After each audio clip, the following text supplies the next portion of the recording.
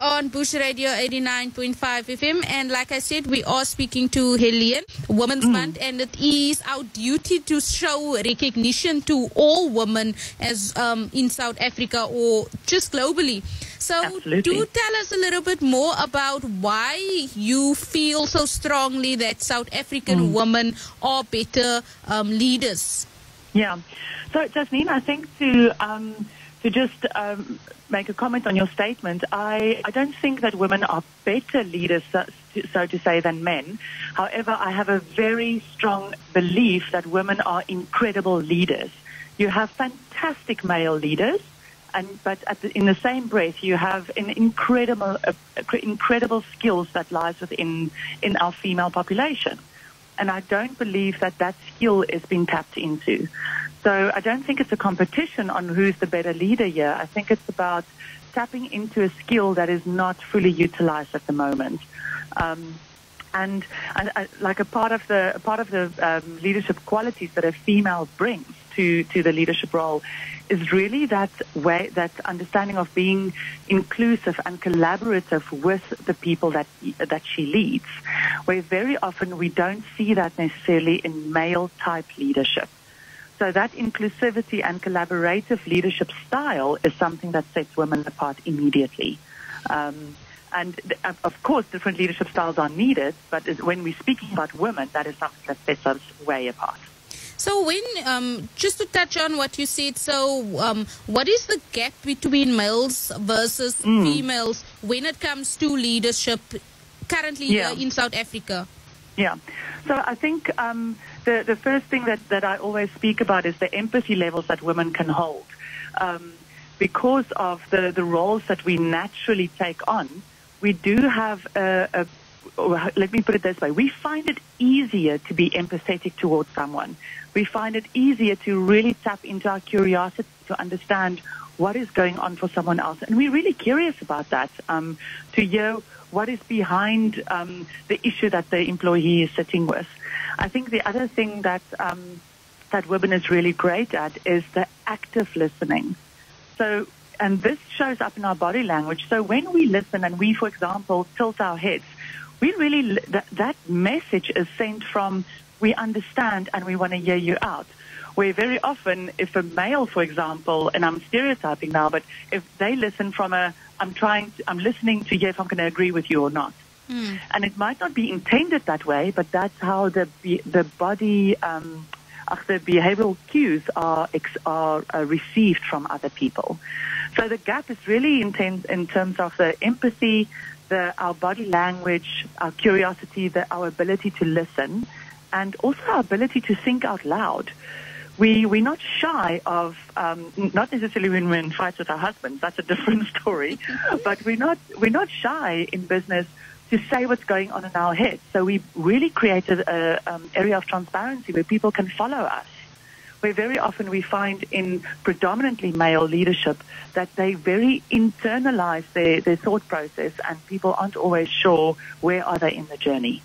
Definitely, and then society basically has their views on how women should act and how women should behave. Yes. And if you are too loud, then I can't class myself with this woman, or I can't associate with this woman because she's too loud and so forth. So how can women use their natural abilities to take on more leadership roles and to be recognized in male-dominant spaces? Because like you said, females will basically shake their heads to want to hear you out and know exactly what it is, where a male would basically just say to agree or disagree. So I think the first answer is not an easy answer. It is really that women should step into like I always say, step into your power, step into the power of your style, of your personality style, of your leadership style. So, and you already mentioned it, that don't be too loud or don't be too soft, because if you're too loud, you're aggressive. If you're too soft, then you can't be a leader. So many don't messages that we receive and that we need to live up to.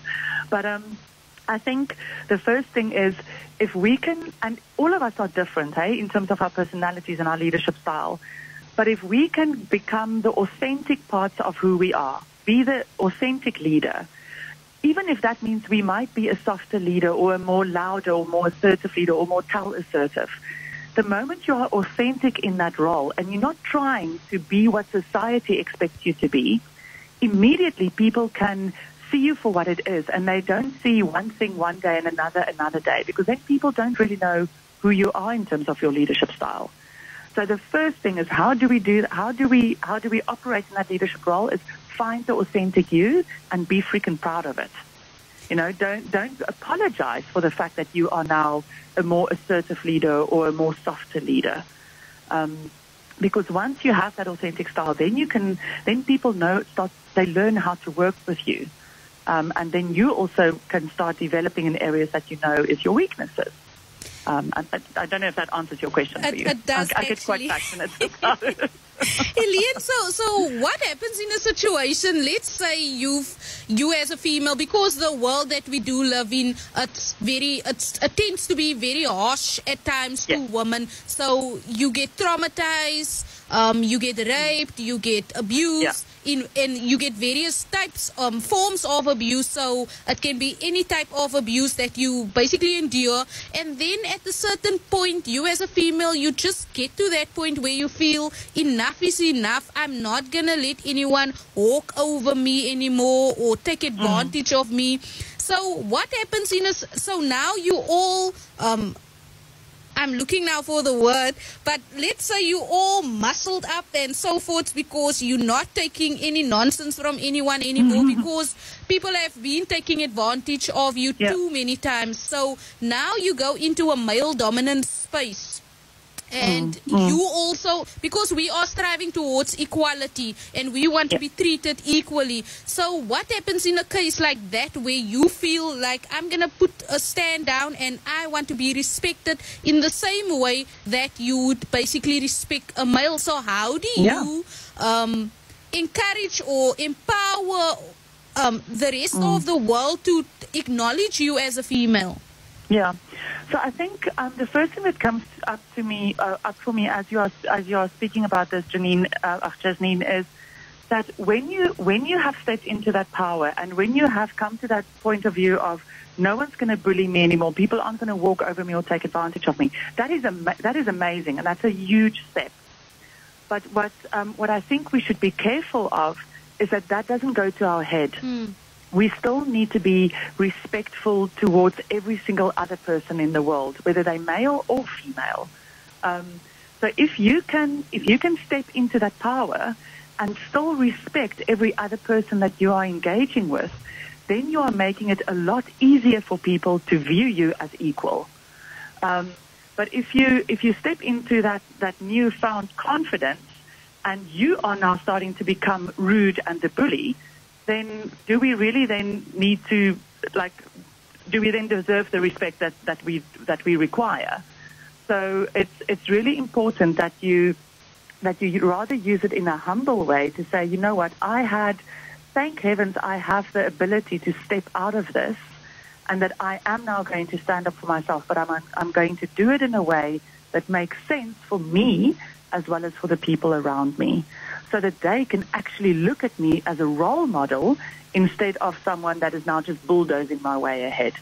Now, I think that for me is quite a big difference, and how the delivery of that. Definitely. Helene, so what happens in a situation where, because of the society that we do live in and how the world is, women tend to break down each other's self-esteem as well. So that is the huge problem. Instead of uplifting each other, they will basically do what society is doing already, and there's already so much things you as a female need to worry about, and especially if you are maybe a parent, and you reach a certain age, then it's like you can't take a certain job because of your age and you being a parent, so you won't be productive in that position, as where a male will be more sufficient to be filling out the task at the end of the day. So what is the importance of women supporting and building up one another in the enrichment of construction, woman-to-woman feedback in the workplace? It is incredibly important. I mean, there's this whole thing, and you've alluded to this now. There's the idea of a successful career equals a bad parent. I mean, where does that come from? And that is what, and very often, if you are driven in your career and you want to achieve more, or you are in a leadership position, that probably means you're a bad mom, which is completely not the case. And I think what the stance that we as women need to start taking on is most women are already the underdogs. We have so much that we need to do. We held at higher regard at the office. So why are we making it even worse for one another? Why are we making it more difficult? So I think the first thing is if you realize that someone is gossiping, making it difficult for another woman, or saying they're no bickering about another lady just because they are a woman, I think the first thing is that you actually speak up. If you hear it happening, nothing's going to change if we don't voice our own observations. So that's the first thing. Is we need to start speaking up, and even if it's our friends, to say, "Hey, you know what? She's really working hard." It's not needed that we need to, or we are being unkind by saying these things. So that's the first thing. And I think the second thing is that we need to start giving each other feedback as women. Instead of talking about someone else behind their back, rather give the feedback to the person themselves. And give feedback with grace and receive it with grace. Because if someone is giving you feedback, instead of talking behind your back, they're actually putting their guts, it's a gutsy move to give someone feedback. So they're actually taking time, and it takes guts to give you feedback, to give you something around where you can develop. But I think very often women are scared to give feedback because we don't necessarily take it with grace. So those two things are extremely important for me in terms of women supporting women. Instead of talking behind her back, tell her where you feel she can improve, and help her to move along the career journey. But I think it comes down to the fact that women don't always know how to accept the praise and so forth, because at the end of the day, you're just doing your job and you just want to deliver quality work at the end of the day. So now when someone tells you good job and so forth, and especially if you've or your background, or you've been in an abusive relationship or so forth, you don't always know how to accept a compliment. So it can be tricky on how to respond with that, and people tend to feel that you are rude because you're not saying anything back or so forth. Yeah. So at Credo Growth, what we do is especially in our personal development courses that we offer to clients, is where we work with and it's not only women, it's men too, but specifically now, where we work with the women to say, how can you step into that confidence? Because even if someone gives you a compliment, as an example, wow, that's a nice dress, the tendency is to go, what, this thing? It's so old. Immediately, we've kind of put the compliment in void. So what we do at Credo is to work at how can you view yourself as okay, as well as the other person, that you're on equal level, and not feel anxious about yourself, but step up into your own assertiveness and your own confidence. And it's about receiving that feedback, the positive and the developmental feedback. And that's what I mean by with grace, that you can take it and you can actually do something about it. But it is also from experience where people build a wall to say, I'm not going to accept feedback because feedback in the past has given to me in a really bad way. Hence why it's so important that we learn how to give decent feedback in the proper way. And that also goes, we are obsessed at Credo Growth about high performance. And that takes us to high performance, is how we it's a feedback culture in order to have a high performance employee or team. Helene, but I think it's supposed to start at the grassroots levels, at the younger girls or females growing up and so forth, to instill these models so that they become better and take ownership of their lives and want to do better and be leaders, and not like society would basically say, and I'm saying this in inverted commas, they would basically say a female's job is to be in the kitchen, or once you have children you're supposed to stay home and so forth. So that is how they basically, or the things that they put into young girls, is that the male needs to be the provider and he needs to provide for you, so you don't need to work. So how do we change that setting in growing better women. Yeah, I think that is the responsibility of the male and female population, is how we are speaking to our kids about this, because like our gender biases comes from the generation before us, and like our parents and their parents. I mean, like that's quite common knowledge. So this is how you are being in front of kids as a woman, and how you are reacting to women as a male in front of kids. Remember, kids, as they formative year, they look at the bigger people in their lives, and they look at how are they going to develop as an adult, as a parent. So they use that, and in their subconscious, that's how they develop. So we, as the older generation, have a responsibility to behave, not just talk about, women equal. We need to live it. We need to show them in our behavior that is the case. Because it's not just about the words that we speak, it's about the actions, it's about what they physically see is happening.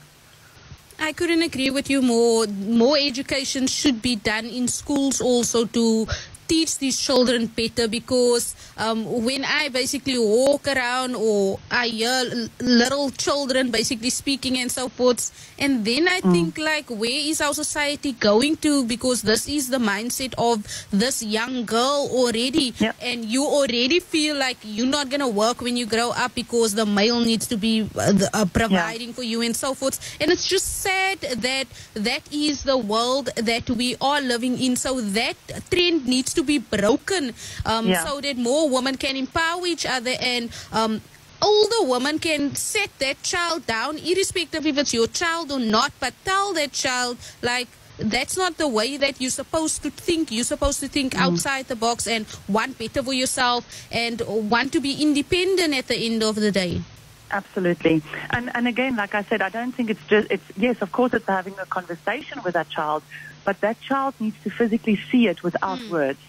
They need to see that is how the world works. And unfortunately, there are so many people that doesn't show that to our next generation, in terms of where, like, how they fit in. Like, I've got twin girls, and I just look at them and go, and the first thing they will go is, Mommy, when are you going to make the food? I'm like, well, it's not like, no, and then luckily my husband comes in and he starts making the food, for example. But even that is such a silly example, but that is how they perceive it.